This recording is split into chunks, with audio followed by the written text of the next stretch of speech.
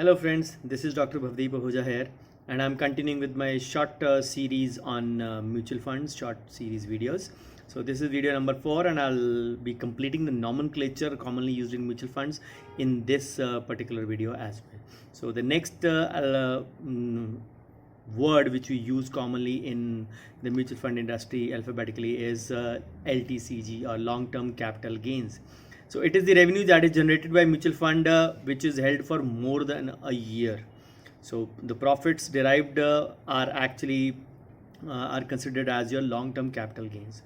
The LTCG used to be free in mutual funds. That is why it was a very lucrative investment in that regard. But 31st Jan 2018, the previous finance minister, late Shri Arun Jaitley ji, started with the LTCG tax at 10%. Before that, if you redeemed before first year or the completion of 1 year, you were applicable for a STCG, short-term capital gains. So, but with 31st Jan, it actually became, the LTCG also became attracted. I'll give you an example to just check how does it work. For example, you invested in a mutual fund in January 2018. In January 2016. You bought 1 lakh rupees of mutual funds this in the same company, so you at NFO, and you actually received 10,000 units at rupees 10. Your total investment is 1 lakh rupees. So 31st Jan 2018, let's suppose the NAV of your fund that you invested was 20 rupees. So that would mean your investment grew at 2 lakhs. Became from 1 lakh, it almost doubled. So now you want to redeem your fund. So your total value of that transaction, or maybe let's suppose your NAV today in June 2021 is 35 rupees. So what is your total return? You would say 3,50,000. So my total return is 2,50,000. So I'll have to pay tax at 10%. That would mean I will pay tax at 25,000. No. The LTC works on the principle of freezing the pricing as it was with effect or on the date of 31st January 2018. We presumed your value of the growth on that at that point was 20 rupees NAV. So that would mean your gains were 2 lakh. 2 lakh was the total amount, and your gains were 1 lakh on your over your investment. So that amount is totally tax free or exempt. So in the period from January 2018 to June 2021, your fund grew from 20 rupees to 35 rupees. I've kept a round figure for the ease of calculation. So what are your gains? Your gains are actually 1,50,000. Your 15 rupees into the number of units. So 1,50,000 are your returns. What is the amount above 1 lakh? The amount above 1 lakh is 50,000. And at the rate of 10%, you would pay a LTCG of 5,000 rupees only. This is the principle of actually calculating the LTCG. And we have no longer, we got to worried about this, because from now on the ITRs will be pre-filled accordingly. And even the mutual fund houses have their rates for 31st Jan 2018 frozen in their system for every fund type. So all the gains till that date are practically tax exempt. Then the next terminology used is lump sum investment.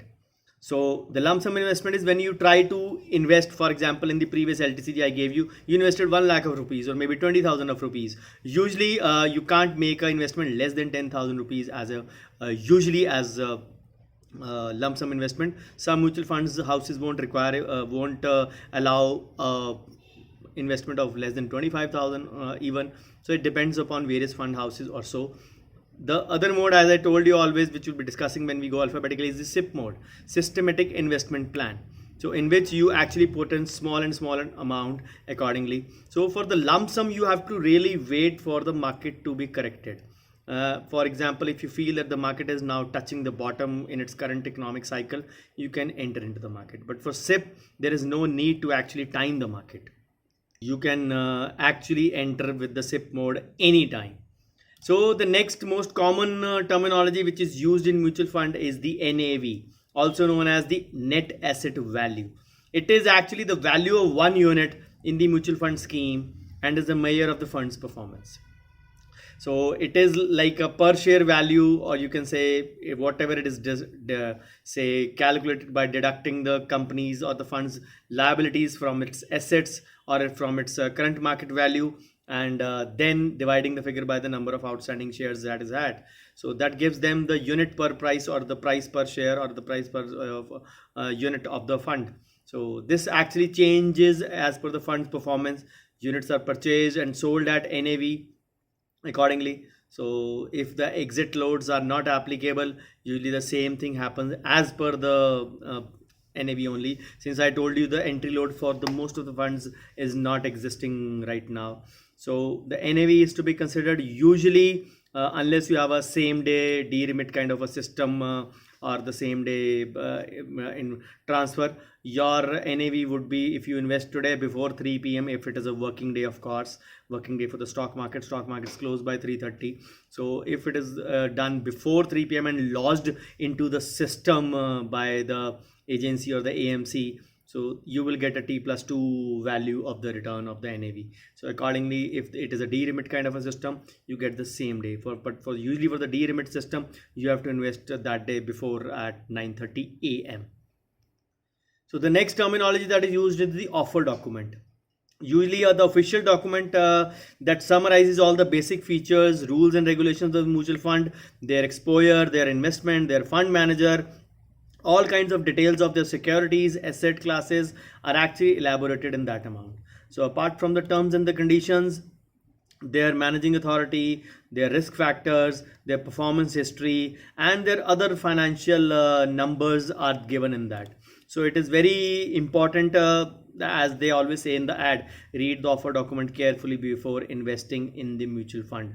So this is one formal document that actually outlines the basic features, and obviously these need to be considered, because you have to be say informed about who is the fund manager, and what are the risk factors, and the fund's performance history, and other numbers or financials associated with it. Then accordingly, the NFO, as I earlier told, the NFO is actually the latest fund offers, the new fund offers, usually at rupees 10 only.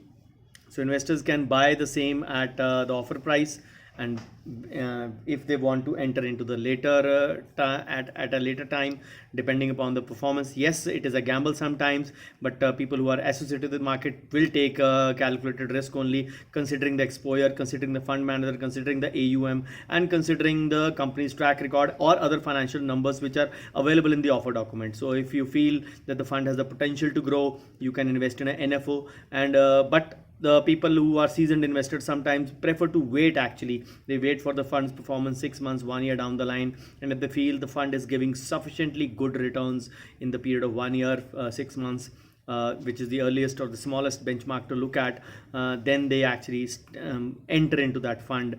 And obviously when they enter, the AUM size increases, more number of investors increases, the total assets will increase. So accordingly, you can enter maybe the NAV at that time. If it is a good performing fund, after 1 year, maybe it is 15 rupees, 50% return is there, for example. So you feel that the fund is performing well, so you enter into the market accordingly. So all the numbers and financials are available on the various offer documents.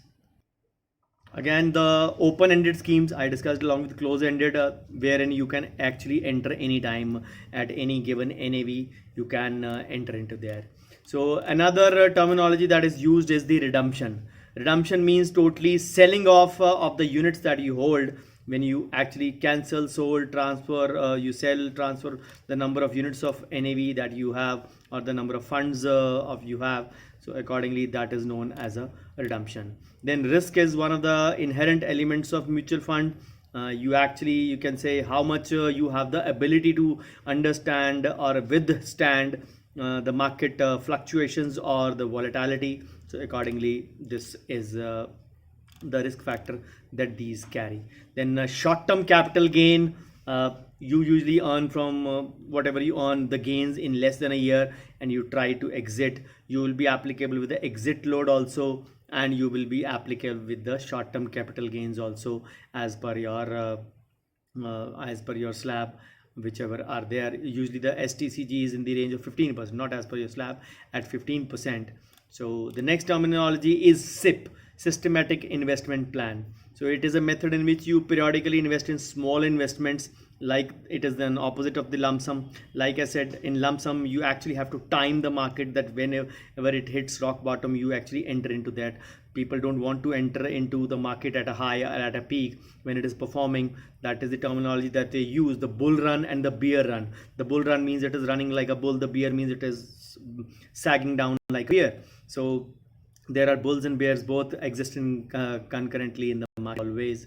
So for the SIP mode, you don't need to actually really bother about what your timing is. You can enter in and withdraw anytime. Obviously the SIP is a disciplined kind of a thing. It works on the principle of a regular investment only.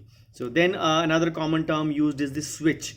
People say I want to switch from one scheme to another, maybe to equity to debt, debt to equity, or maybe in the same fund house they want to switch from one scheme to another. Switch may be appearing to as a lucrative term, but switch is actually selling of the old units and buying of the new units, and accordingly the entry and the exit load, if applicable, are applicable. So in the simple language, switch is nothing but selling old and buying new of the scheme, maybe in the same fund house only. So these are the few terminologies. This video has been a tad long, but then I wanted to finish the terminology in this video. So before I move on to the other concepts in mutual funds in the next video. So thank you so much for watching. Please do like, share and comment, and the next video will be you in less than an hour.